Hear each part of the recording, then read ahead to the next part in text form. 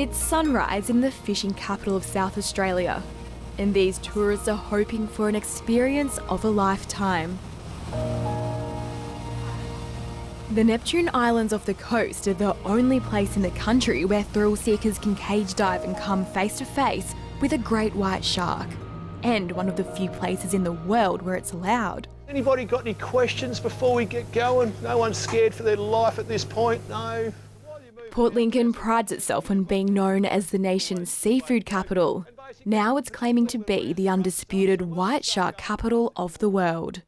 It's very humbling that a lot of people come from all corners of the globe, you know, to Port Lincoln just to be on this boat, just to come and see the sharks. So what we'll do is we'll get the cage in.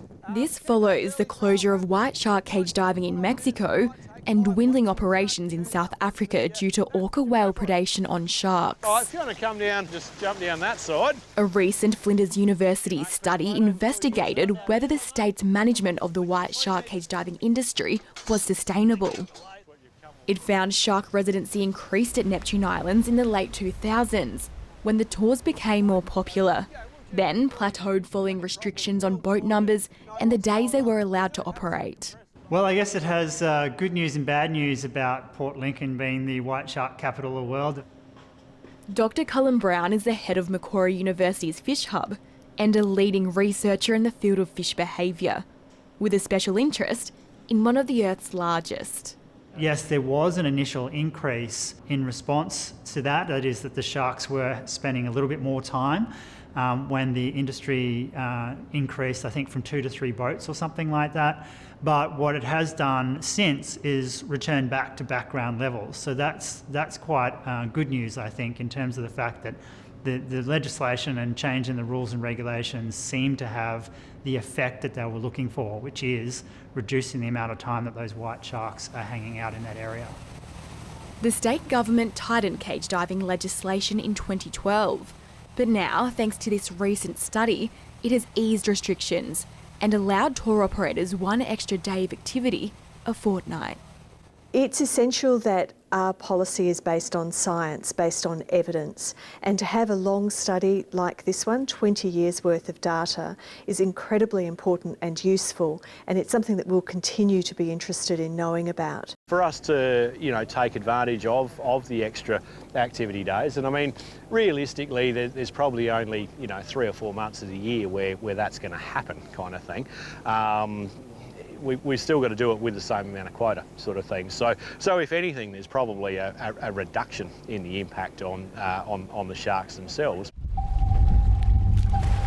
To attract the sharks, tour operators use bloody red burley and bait. So tell us about the bait. What is this? So that's actually the guts and gills out of a southern bluefin tuna. So yeah, the fish actually migrate through here in the summertime, and yes, it's the other species that's put Port Lincoln on the map is the tuna. If it's taken, no more can be thrown in for another 15 minutes. While shark cage diving has been around since the 1970s, the practice of burling and baiting is controversial, with Australia's abalone industry fiercely critical.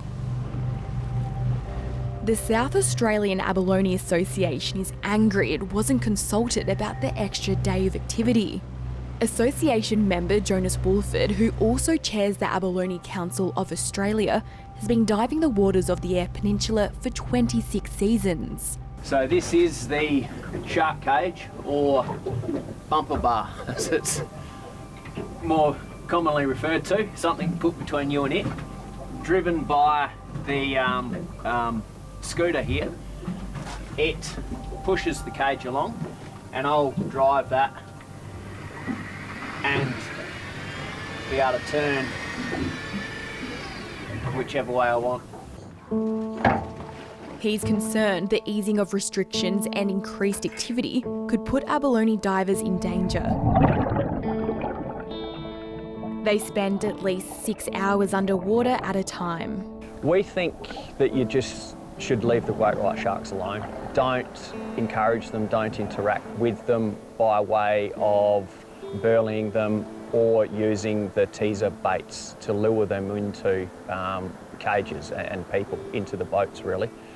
It's that activity that we think it just goes beyond belief, where with every other animal you're told not to feed it because it will change its behaviour.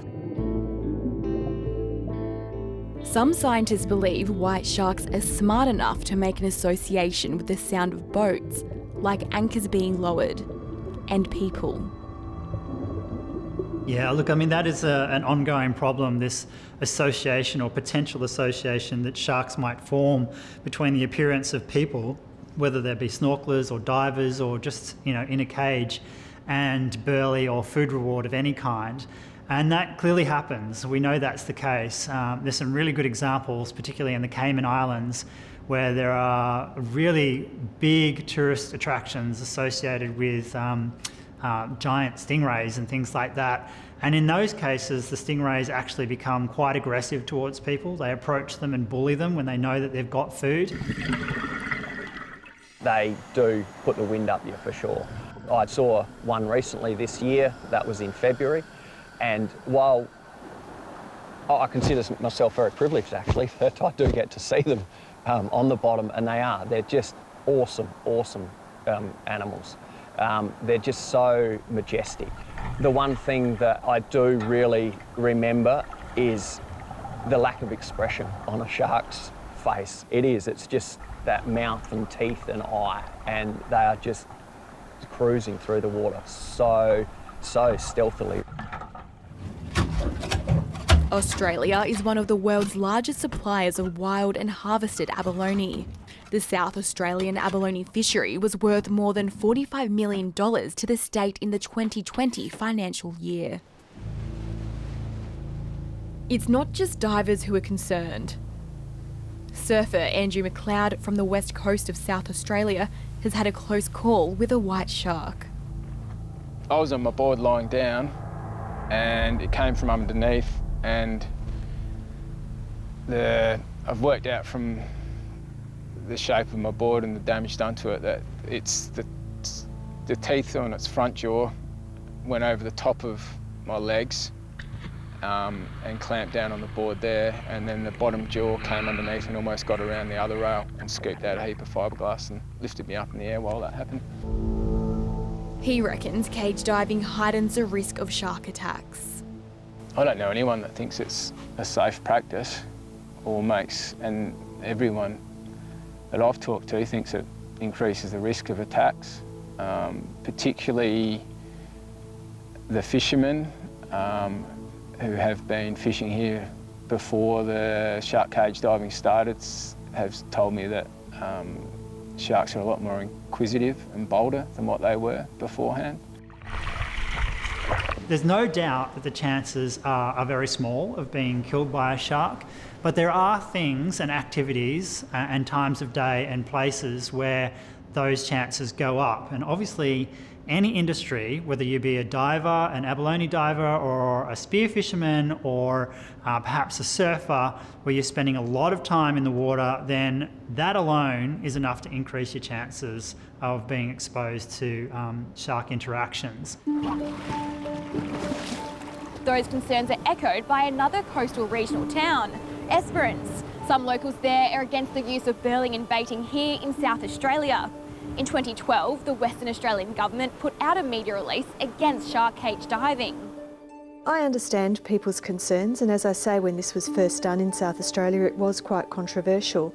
It's important now that we have a piece of evidence from a scientist who's been able to look through the data and indicate that this activity has in fact not caused harm to the ecology and that the population is stable.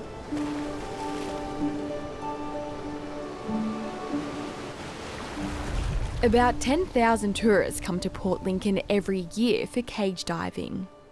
A huge set of jaws just appeared and took it. I was just a bit gobsmacked. Watching a breach, I've waited my whole life to get out here and see this, so it's taken a lot of Ks, 6,000 Ks to get here.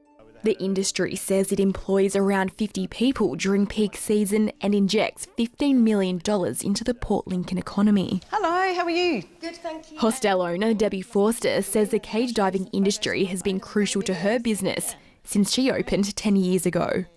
Everything we did, like breathe, everything was about sharks. when we first opened, because that was the biggest draw card and that's what people were coming here for and still coming here for. Scientists say the true impact of cage diving at Neptune Islands is almost too hard to quantify. While the abalone industry is calling for non-invasive research, everyone agrees that it's important we learn more about one of the ocean's most mysterious creatures. They just pick off anything that's dead and dying and decaying and remove it from the system.